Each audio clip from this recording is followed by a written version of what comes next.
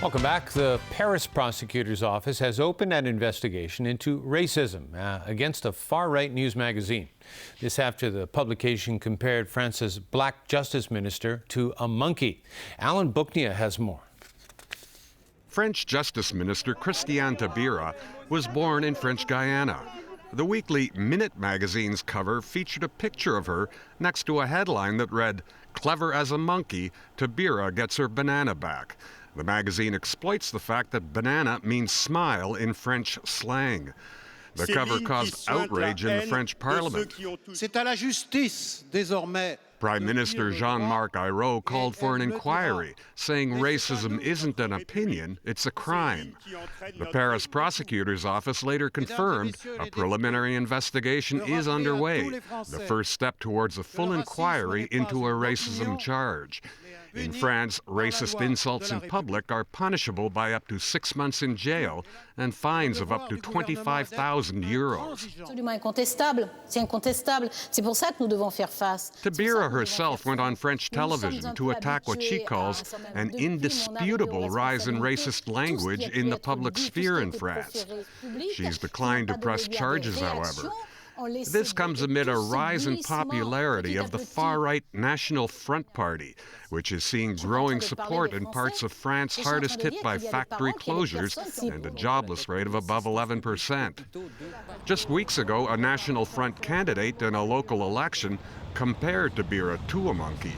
A spokesman for Minute magazine, meanwhile, said the cover was just a satire and accused the government of trying to distract the French people from the country's real problems. Alan Bouknia, TVB News. The mayor of the Canadian city of Toronto has rejected a call by the city council to step aside. This despite admitting he bought illegal drugs and smoked crack cocaine while in office. At a Toronto City Council meeting yesterday, speaker after speaker urged Mayor Rob Ford to take a leave of absence to deal with his personal issues. A formal but non-binding motion for him to take leave passed by a vote of 37-5. Ford has admitted to buying illegal drugs and smoking cocaine when he was in a drunken stupor. But he denied being either a drug addict or an alcoholic, and he refused to step aside. You're absolutely right, I've made mistakes, personal mistakes. But these mistakes was not in this council chamber. It was in my personal life.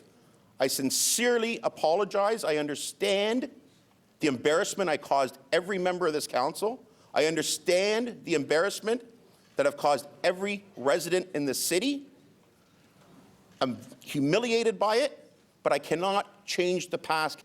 All I can do is move on. And that's what I'm doing. Locally, again, lawmakers have been meeting with the Chief Executive and Financial Secretary to convey their views ahead of the policy address and budget next year. But as Joao da Silva reports, some people are also using the opportunity to express their discontent at the government's handling of the recent TV licensing controversy.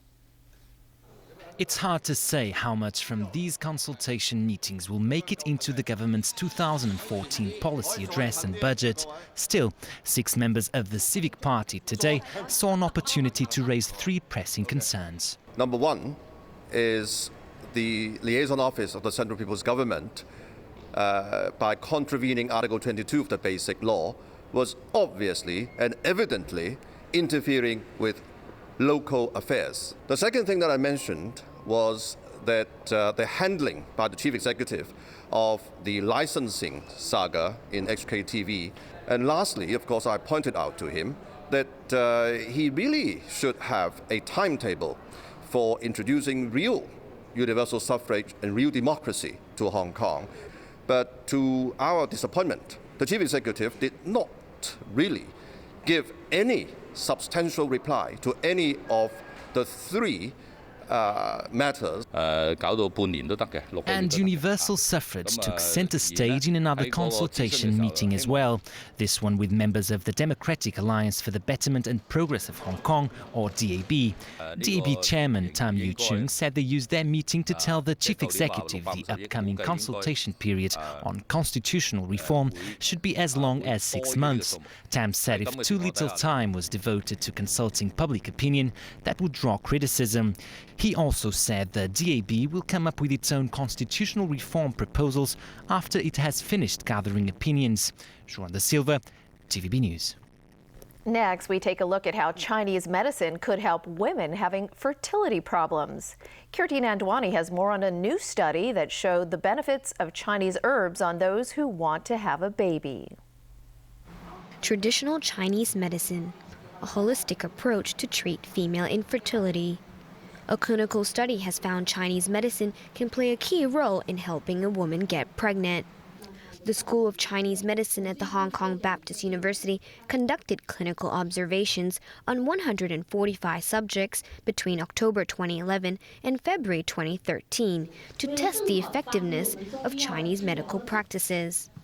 The study covered women aged between 22 and 45 years old. All of them were prescribed with Chinese herbs based on individual health conditions. 50 of them ended up getting pregnant. That's a success rate of 34.5%.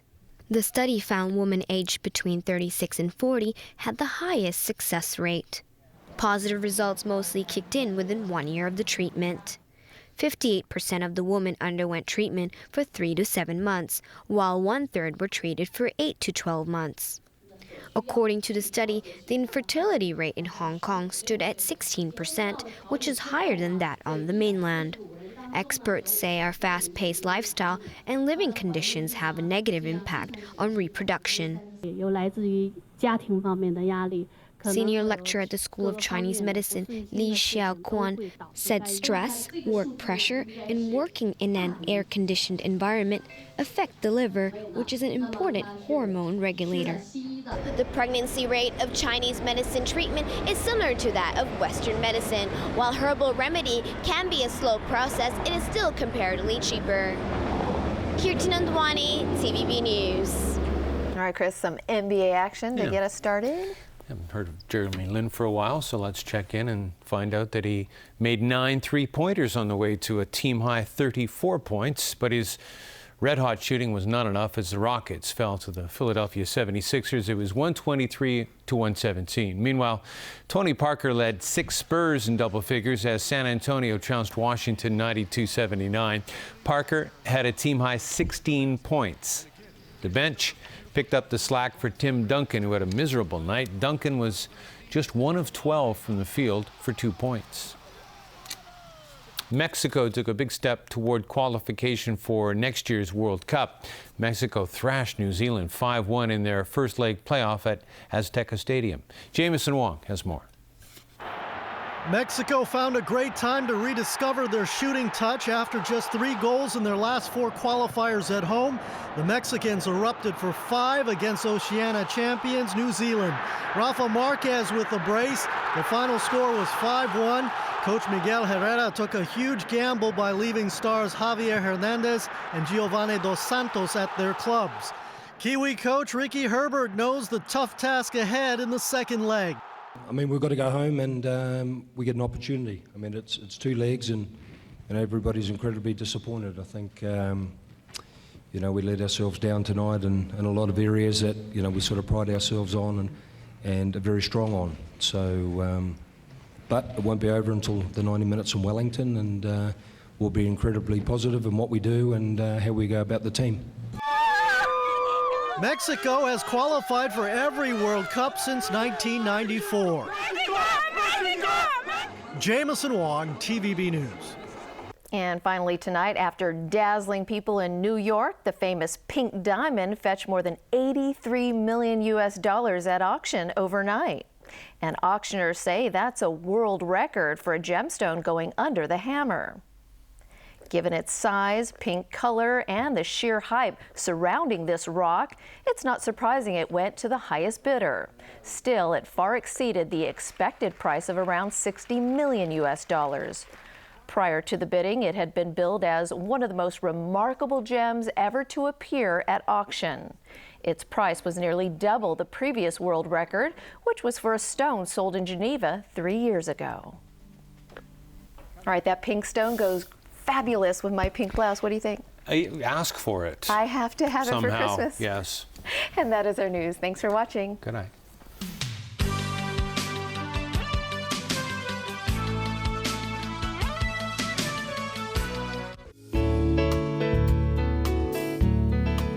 Good evening. The weather started off cloudy with light rain. Clouds thinned off during the day and the weather was fine in the afternoon. And as tonight's situation chart shows, a ridge of high pressure is bringing the northeast monsoon to the coast of Guangdong. Today's temperatures range from 19.6 to 23.6 degrees, and the relative humidity was between 68 and 88%. Moderate north to northeasterly winds. The current temperature is now 21.3 degrees Celsius, with the relative humidity standing at 76%. So Freddie, how's the weather tomorrow?